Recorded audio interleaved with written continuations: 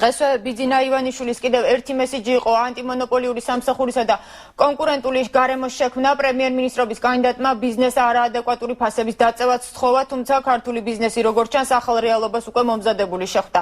თბილისში სამომხმარებლო ფასებმა კლება დაიწყო. საცალო გაყიდვის ქსელში ცალკეულ პროდუქტებზე მომხმარებელი უკვე იმაზე ნაკლებს იხდის, რასაც არჩევნებამდე იხდიდა. უეცრად აღმოჩნდა, რომ ფასების დაწევა საწვავზეც შესაძლებელი ყოფილა. ფასების კლების პირველი სიმპტომი თვალსაჩინო სააფთიაქო ქსელში გახდა.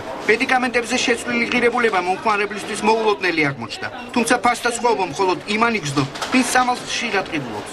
დაიკლო ფასმა, წამლების ფასმა დაიკლო დღეს. ადრე რა სიტყვა? ადრე ალბათ უფრო მეცი ხდიდი, აღარ მახსოვს. ეხლა აღმოჩნდა რომ ეხლა უფრო ნაკლებია. პრეისკურანტში ფასების ცვლილება აფთიაქებში პოლიტიკურ მოვლენებთან არ დაუკავშირებიათ. თქვენს რომ ადგილი აქვს მორიგ მარკეტინგულ სვლას.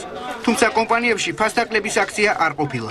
ჩვეულებრივი სამუშაო პროცესია და ყოველთვის ხდება ფასების როგორც აწევა, ისეთ აწევა, გადაფასება ნებისმიერ მედიკამენტზე. ფასნამატში რომ დიდი ფასნამატი გქონოდა და ეხლა ნაკლები დაუდოთ, არანაირი ლავირება არ არის, იმიტომ რომ იმდენად მაღალია კონკურენცია და იმდენად ცდილობს ყველა აფთიაქი და ყველა სააფთიაქო ქსელი, რომ რაც შეიძლება მეტი მომხმარებელი მიიზიდოს დაბალი ფასით, რომ მაგის საშუალება ნამდვილად არ არის. მოხმარების საგნების გაიაფების ფონზე ახლო მომავალში ფასის ცვლილება შეიძლება საწოლსაც შეეხოს. ბენზინის ღირებულების შემცირებაზე ავტოიმპორტიორებიდან პირველი სამპეტროლიუმ ჯორჯია ალაპარაკდა.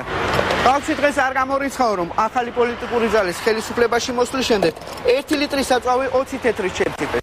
საინტერესო დღეს ის რჩება, თუ ვიშიბეს დააგდება რეზერვად გამოსაზრმი თანხა. ამჟამინდელი ხელისუფალის თუ ბიზნესმენი კეზერაშვილის. რა გზით მოხდება საწვავის გაიაფება გალფში არ ამბობენ.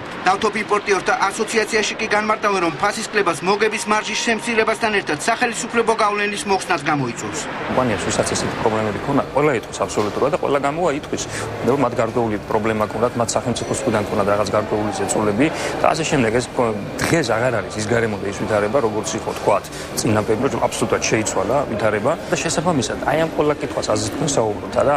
იქნება კითხვა პასუხი გაცემული. როგორც ჩანს ბიზნესი განთავისუფლდა არაოფიციალური ხარჯებისაგან, რომელსაც ისწევდა და მათ გაუჩნდათ რეზერვი იმისა, რომ ფასების შემცირება დაეწყო. დედაქალაქში ფასები რესტორნებმა და კაფე-ბარებმაც დაწიეს.